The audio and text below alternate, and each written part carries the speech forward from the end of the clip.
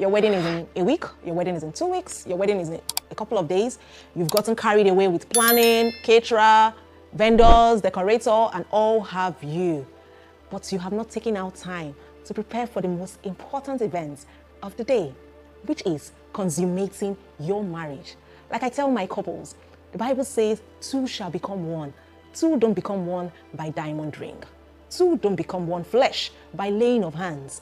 Two don't become one flesh by signing the dotted lines. Two become one flesh when intercourse has taken place. So it's an important event you need to take out time to prepare for. Come with me as we go shopping for your wedding night. I tell my couples, get your husband to be involved, because these are the times, these are little cherishable, memorable events, moments where you can find out what your spouse truly likes. I mean, a lot of us have bridal showers and then they get to buy us lingeries, they get to buy us what they think is sexy. I tell people, sexy is relative to who is viewing. Sexy is relative to who is viewing. Now, on your shopping list, very important, water-based lubricants. Water-based lubricants. Most of the time, your body really doesn't know what is happening. Your body is not yet accustomed to what is about to happen to you. And you might experience some form of dryness. So to enable easy penetration, you apply a lubricant. You need a water-based lubricant to help with penetration. So number one on your list should be a water-based lubricant. The next thing you need to shop for is lingerie. Make sure your spouse tags along with you. Make sure your to-be tags along with you. At this point, he gets the opportunity to choose what he wants to see you in. Instead of you going and you're confused, should I buy a revealing bra, or should I buy a revealing or an easily accessible panties, or should I buy tongs? Help yourself. Drag him along with you. Convince him. It builds a bond. It builds a memorable event for both of you. You spend time laughing. You will spend time teasing each other, you know. Let him pick out what he wants to see you in. Let him pick them out for you. And you also pick out for him. Yes, because some men go into the wedding bed with old boxers and old briefs. We are going there today. It's not only the women that need to prepare for wedding nights. Sir, you need to prepare too. Give your wife something to think about. Give your wife something to hold on to whenever she remembers her wedding night. She's like, oh wow, I love those briefs. So while he's picking out what he wants to see you in, you also pick out what you want to see him in. So I've covered buying the water-based lubricants, buying the lingerie, buying the underwear. Now, the underwear goes beyond the lingerie. Lingerie are all those sexy things, silky things, flannels, you know, that you buy for, in quotes, the acts of sex. Please take note, you also need to change your underwears, because you don't wear lingerie out. You don't wear lingerie on a normal day. You only wear lingerie when you know what your plans for are, when you know what you're planning to achieve. So change your underwears. Change your underwears. A lot of brides spend time buying the underwear they will wear inside of the wedding gown, so that when he removes the wedding gown, he goes, wow. And you wake up in the morning, you have your bath, and you wear a bra that the hook is piercing you on this side, or you wear a panty that is torn on the other side. No. Give him contents. Give him what to always remember you for.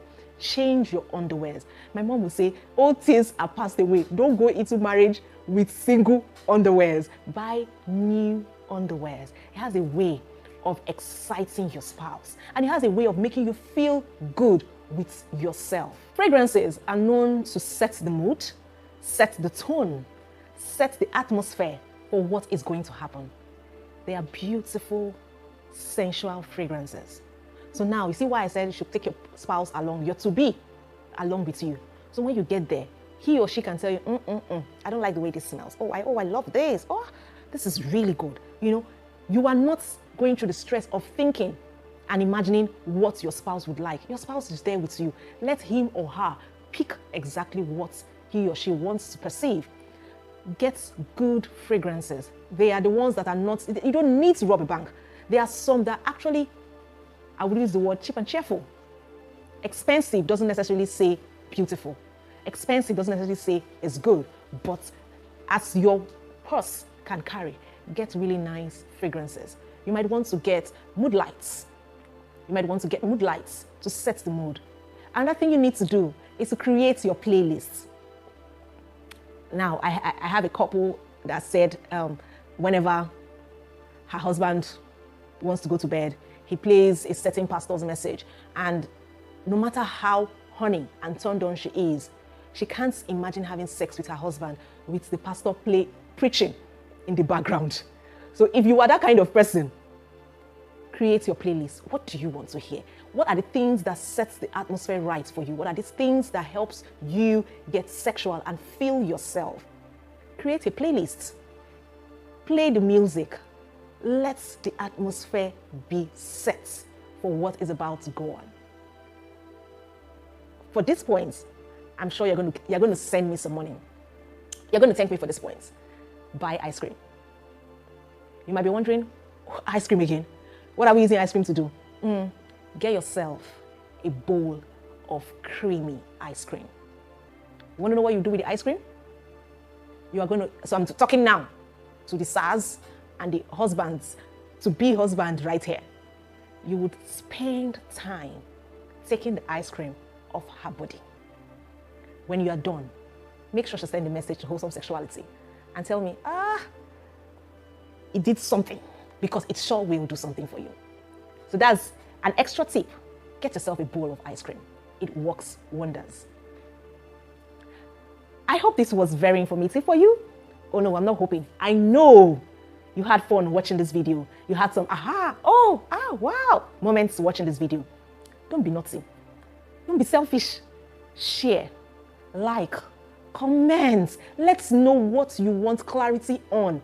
Subscribe. If you're not subscribing to this channel right now, you are wrong.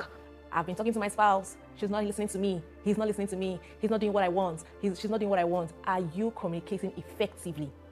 Let's take it from the top. What exactly is communication? Dictionary meaning says communication is what you say, how you say, when you say. Vera says communication is what you say, how you say it, to whom you are saying it to, when you say it, until there is a mutual understanding between you and the person you are talking to. That is when communication is complete. Communication is not complete until there is a mutual understanding. Now, there are different types of communication. I'm sure you're wondering, are we in social studies class or are we in a history class? No, we are still talking about sex. There are different types of communication. Two types, basic. One is communication verbal, and the other is non-verbal communication. Verbal communication is basically the ones you use your auditories to do, the ones when you speak, you are making verbal communication. But non-verbal are the ones you do with signs, with your body language, your hands, your thoughts, your instincts. And non-verbal communication is usually done between two people that have had some sort of communion, understanding. I mean, I can't see somebody walking on the streets and try to give the person sign language. The person will be wondering, what's she saying? What's she trying to say to me? So the issue people have with non-verbal communication is the fact that you could just wake up. So people think they can just wake up and just, my spouse should know what I'm feeling, should know what I'm thinking, should know what I'm trying to communicate. No, it takes communion, it takes understanding between two people before you could get to using non-verbal communication. All right, don't go too far. Let's bring it back. Now we're talking about communication in sex. There are three types of communication in sex. I named them with 3 A's. So we have ahead, we have amid, and we have after. So if you have a dictionary beside, you could just check what ahead means. Ahead basically is the communication you do before sex. So in anticipation of sex, in preparation of sex, you have some sort of communication with your spouse. It's better done outside of the bedroom. Yes, because when you have such conversations in the bedroom, the tension is already high, the anticipation is already high, somebody is not listening, somebody is not understanding, somebody just wants to jump on the other, right? So preferably, when we're not thinking about sex, when we're not in the mood to have sex, we sit down and we talk about it ahead. Before you have sex, what are your expectations from this intercourse we're going to have? What do you stand to gain? What is your goal? Are you seeking for satisfaction or are you seeking for pleasure? Are you seeking for bonding or are you seeking for excitement? Do you want to have it in the bedroom or do you want to have it in the study? Do you want to have it in the kitchen? Do you want to have it on the staircase? These are communications you have before you have sex. The good thing about having communication ahead of, it prepares the mind, it sets the expectation right. Then, on to the second type of communication in sex. It's called amid, from the word in the midst, in between. So it's basically communication you have during sex. Now, your spouse is touching you, you don't like it. He's doing something, something he likes or he feels you like and you don't like. Like we say here in Wholesome Sexuality, audio is always better. She touches you where you don't like, It might be a moan. It might actually be verbal. It might not. It might be non-verbal. That's why I had to start by saying the difference between verbal and non-verbal communication, right? So communication amid sex, communication during sex is usually non-verbal. Sometimes you would have gotten to the peak and you're so excited, and then there's a cut short of the tempo, right? Your spouse should be able to know when a moan means go ahead and when a moan means stop. A moan that means pain and a moan that means pleasure. Your spouse should understand these things. But you see, if you have not communicated ahead, there is no how he or she will understand what you're trying to communicate amid. Now let's go to the third type of communication in sex, and that is called after. Communication after. I call it, my favorite, appraisal. It's called appraisal. So you go to the office, you've done your job in the office, and you sit with your boss. Most times you sit with our boss and we ask, what have I done right? What have I done wrong? Did I meet your expectation? Am I doing it well? Am I not doing it well? This comes after you've had sex, not necessarily immediately after, because sometimes you might have had a mind-blowing experience and you can't even talk. There are some experiences you have that you can't even say your name at the end, right? After can be maybe a day after, or maybe a few hours later, or maybe the morning after, and you're asking, baby, how was last night? Did I do well? Did I meet your expectation? But you see, there can't be an appraisal if there was no ahead. There can't be an appraisal if there was no expectation. So you see, these three forms of communication has to be done effectively for you to confidently say that I and my spouse are on the same page sexually. When you want to have sex with your spouse, communication is very key. You need to talk about how, you need to talk about where, you need to talk about when.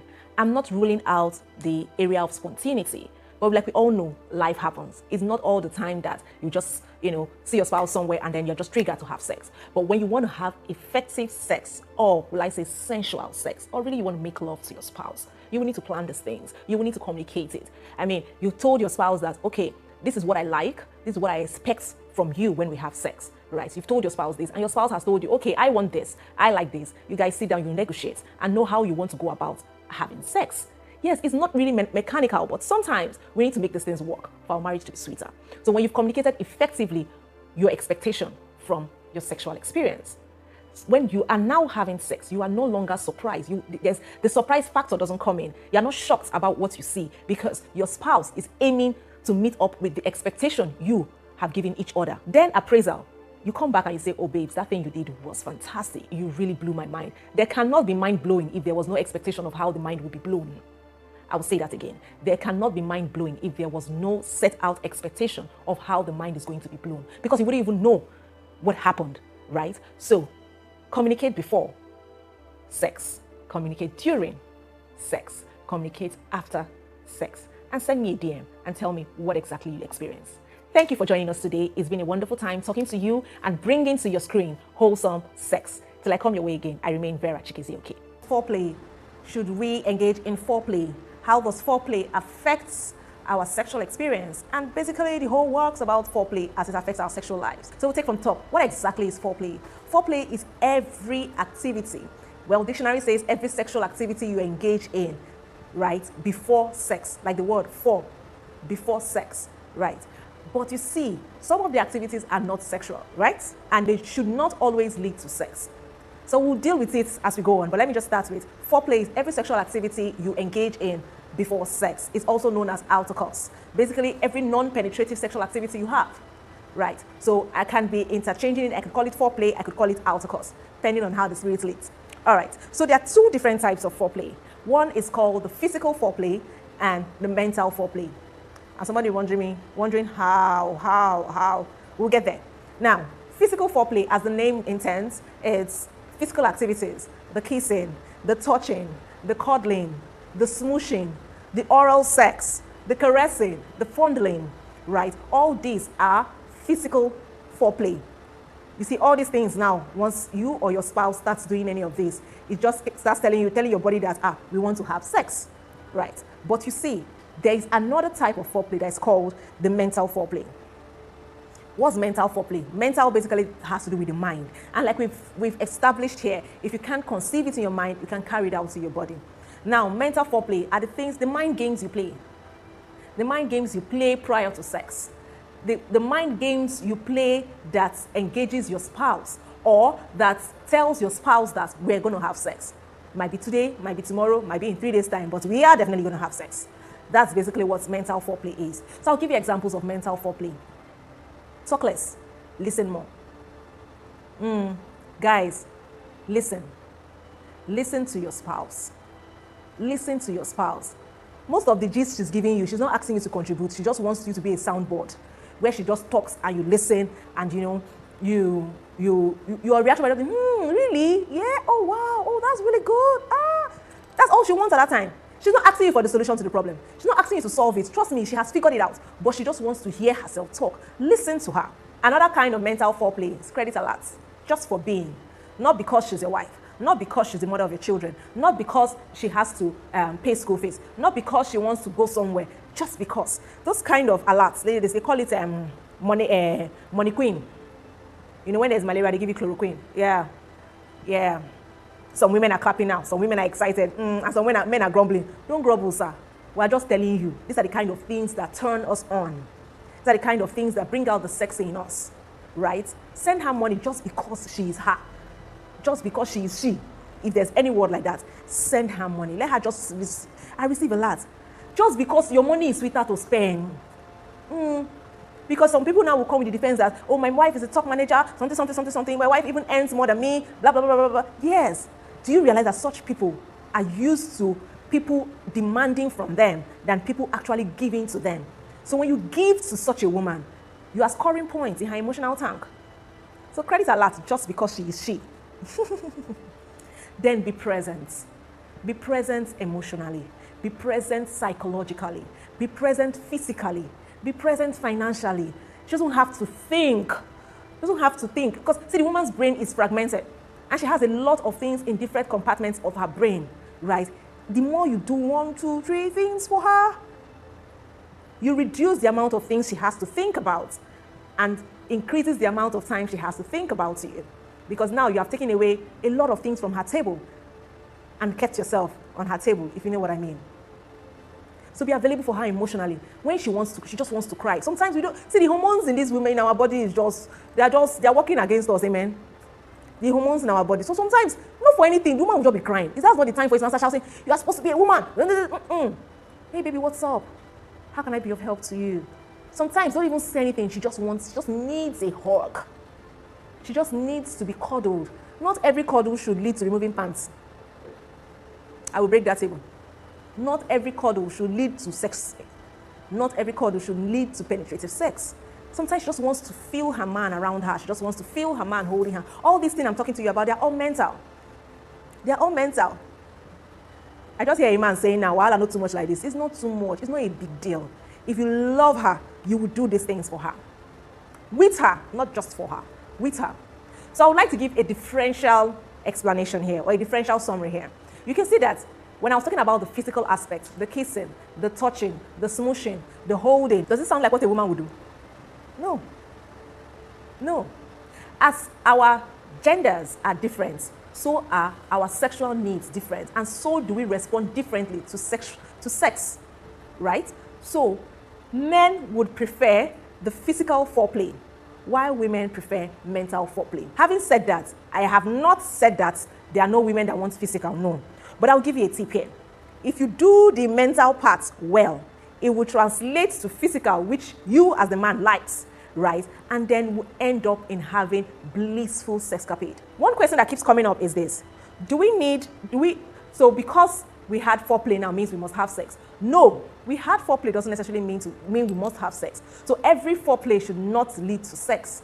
It just creates a bond between you and your spouse. It makes your spouse feel closer to you. It makes your spouse feel wanted and closer to you. It should not necessarily lead to sex. Another question that's frequently asked is, how long should foreplay last? Right.